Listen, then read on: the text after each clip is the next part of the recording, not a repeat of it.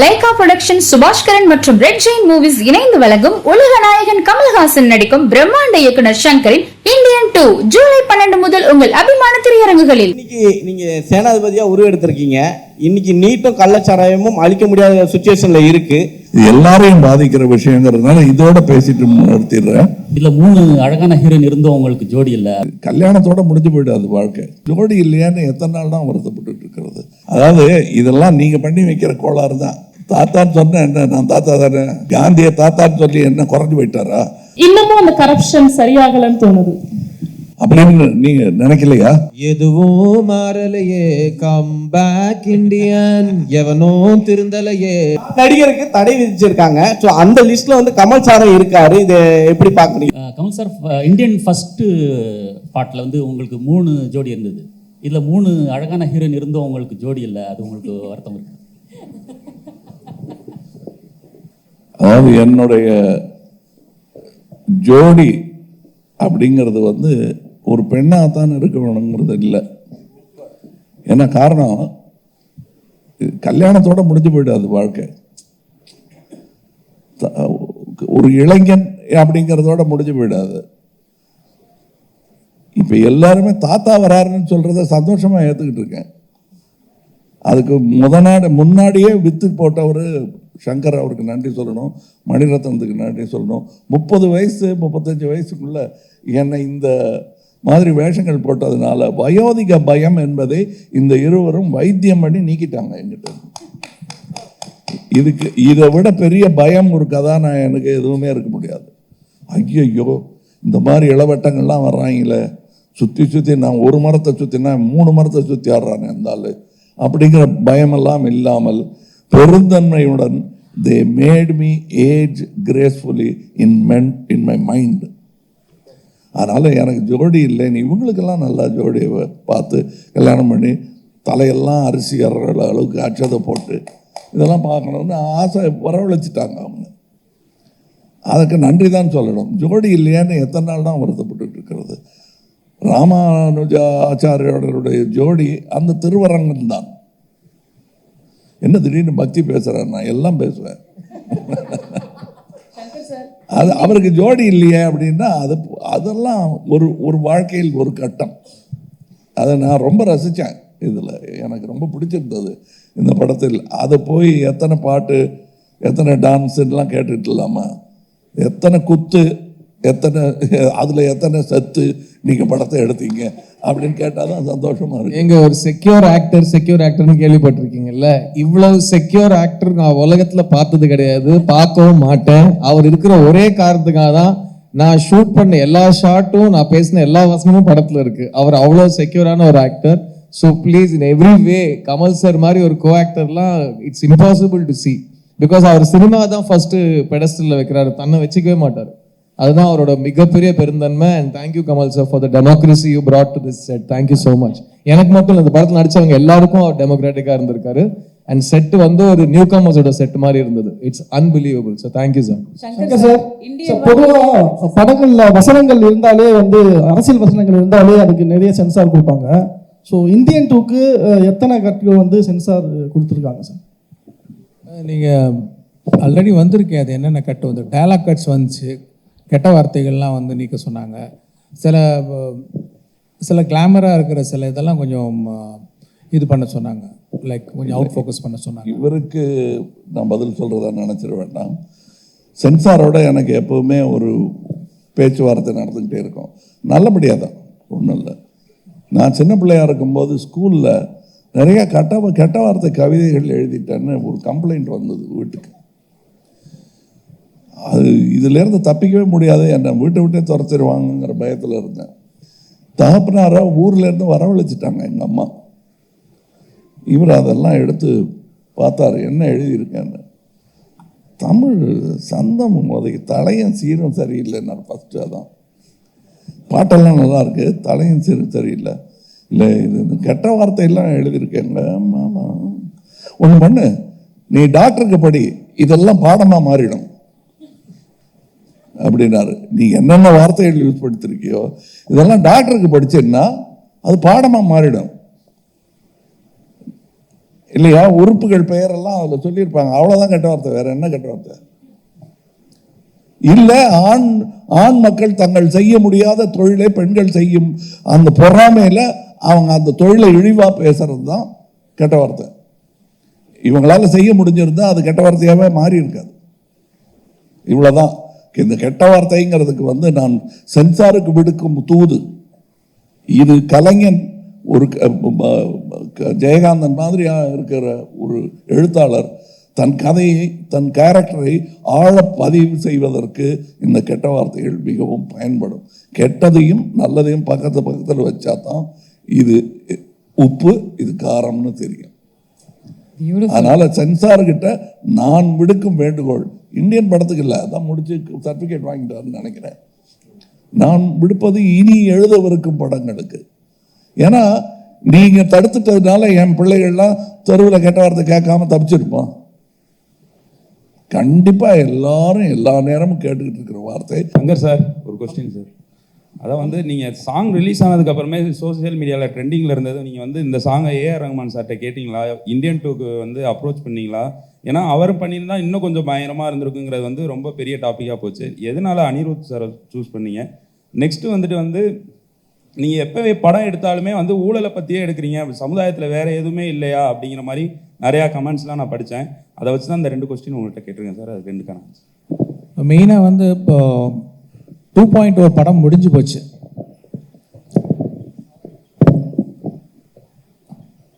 2.0 படம் முடிஞ்சு போச்சு.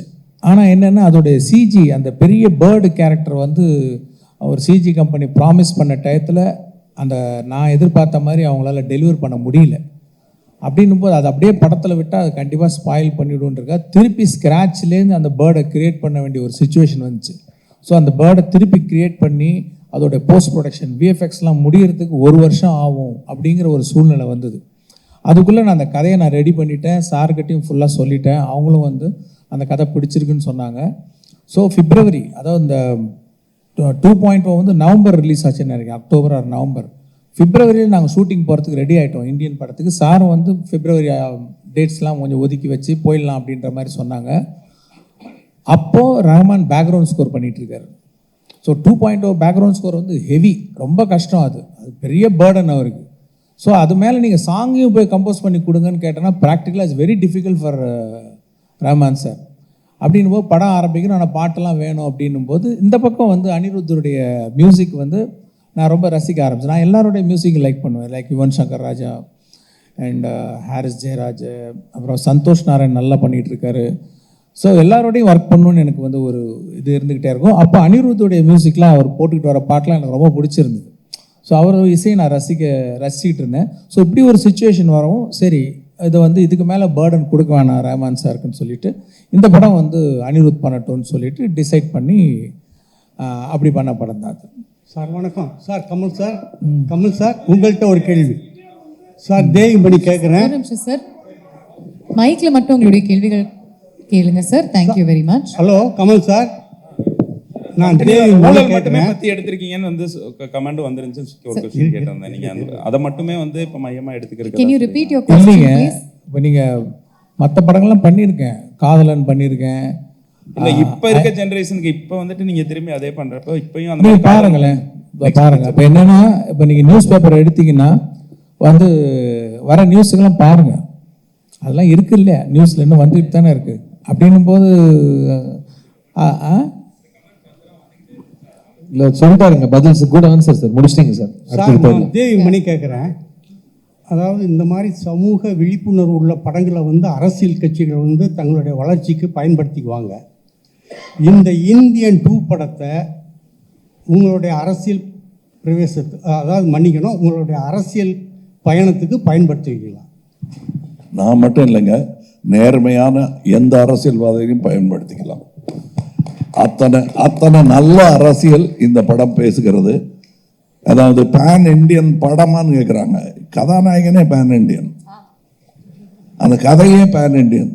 இந்தியா தான் இது கதாநாயகி யாரும் இல்லையேன்னு கேட்டாங்க. பாரத மாதா தான் கதாநாயகி, அப்படி பார்த்துக்கலாமே. அது ஒரு தாய் மகனுக்கு உண்டான பாசக்கதையாக கூட இருக்கலாம் அது.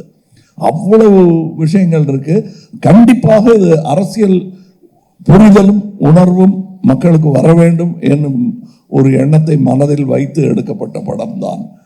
எனது கட்சிக்கு மட்டுமல்ல, அனைத்து கட்சிகளுக்கும் நல்ல யோசனை சொல்லக்கூடிய விஷயங்கள் இந்தியன் 2வில் இருக்கிறது.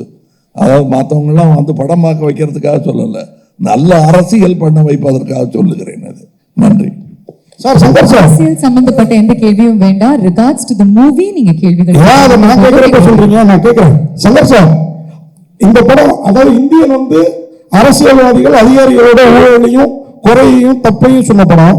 ஆனா இப்போ ஒரு அரசியல்வாதியே இந்தியன் 2ல நடிக்க வைக்கிறீங்க. அப்ப சார் அரசியல் இல்ல, எப்படி ஹேண்டில் பண்ண கஷ்டமா இல்லையா உங்களுக்கு சார்? நான் அப்படிலாம் இல்லைங்க. நான் காமன் மேன் பாயிண்ட் ஆஃப் வியூவில் தான் படம் எடுக்கிறேன், கதை எழுதுறேன். அந்த பாயிண்ட் ஆஃப் வியூவில் தான் நான் எடுத்திருக்கிறேன். Okay, Thank you very much. Shalni here. Sir, இந்த கொஸ்டின் வந்து ரெண்டு பொதுவான கொஸ்டின். இந்தியன் 1 வரும்போது இந்தியா எப்படி இருந்துச்சு, இந்தியன் 2 இப்போ வரும்போது இந்தியா எப்படி இருக்குன்னு நினைக்கிறீங்க? ஈவன் சங்கர் சாரும் இதுக்கு பதில் சொல்லலாம், கமல் சாரும் இதுக்கு பதில் சொல்லலாம். எஸ்பெஷலி சங்கர் சாரோட ஆரம்ப கால படங்கள்ல இருந்தே அவரோட படங்கள்ல வந்து இந்த கரப்ஷன் இது மேல ஒரு கோபம் இருக்கும். நீங்க எது பர்சனலா வந்து பாதிக்கப்பட்டிருக்கீங்களா?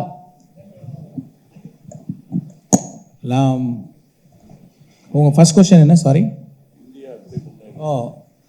இந்தியன் 1 வரும்போது இந்தியா எப்படி இருந்துச்சு, இந்தியன் 2 வரும்போது இந்தியா எப்படி இருக்கு?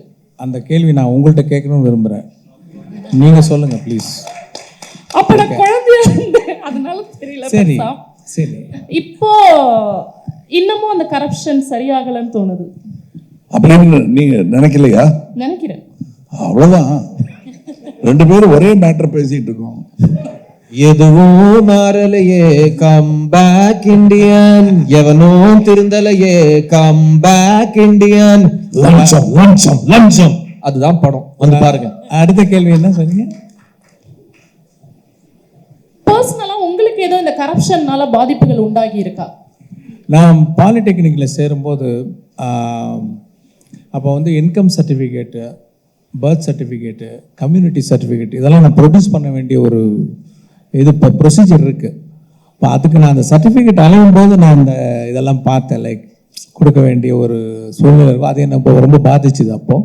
ஸோ அப்போ வந்து அது எனக்கு ஒரு வாய்ப்பு, ஒரு ஃபிலிம் மேக்கராக வரும்போது அதை நான் எக்ஸ்பிரஸ் பண்ணேன். அதுதான் sir. Kamal sir, last two questions அதை ஃபர்ஸ்ட் சொல்லிடுறோம். இந்தியன் 1 வந்து நீங்க என்ன சொன்னீங்க, பர்ஃபார்மன்ஸ் பிரசன்ஸ் எல்லாம் இப்போ இந்தியன் 2ல சூப்பரா இருக்குன்னு. இந்தியன் 1ல உங்களோட ரொமான்ஸும் எவ்வளோக்கு எவ்வளோ அந்த ஊழல் எதிர்த்த அரசியல்வாதி ஈக்குவலா இருந்ததோ அதை நாங்கள் இதுலயும் எதிர்பார்த்தோம். இதுல இந்தியன் தாத்தாவா மட்டும் வரீங்களா, இந்தியனாவும் வரீங்களா? பார்ட் 3லயாவது எங்களுக்கு ஏற்ற அந்த ரொமான்ஸும் இருக்குமா? ஏங்க, என்னை தவிர யாருமே ரொமான்ஸ் பண்ணக்கூடாதுன்னு நீங்கள் எப்படிங்க சட்டம் போடலாம்? டைரக்டரே போடாத அந்த சட்டத்தை நீங்கள் போட முடியாது.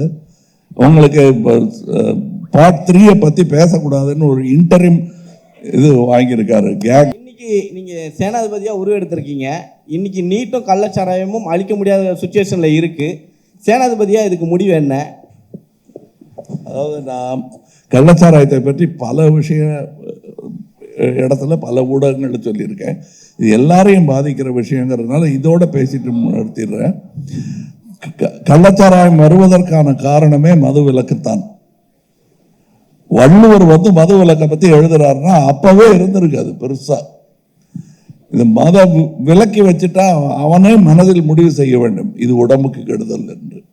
விஷம் இதுதான், நெருப்பு இதுதான், இதை தொடக்கூடாது, இதை உண்ணக்கூடாது என்னும் உணர்வு பொது வெளியில் வர வேண்டும். அப்பதான் இது போகுமே தவிர மது விலக்கு பண்ணி வச்சுக்கிட்டா கள்ளச்சாராயம் மிகும், அதனால் கள்ளச்சந்தை பெருகும், கள்வர்கள் பெருகுவார்கள்.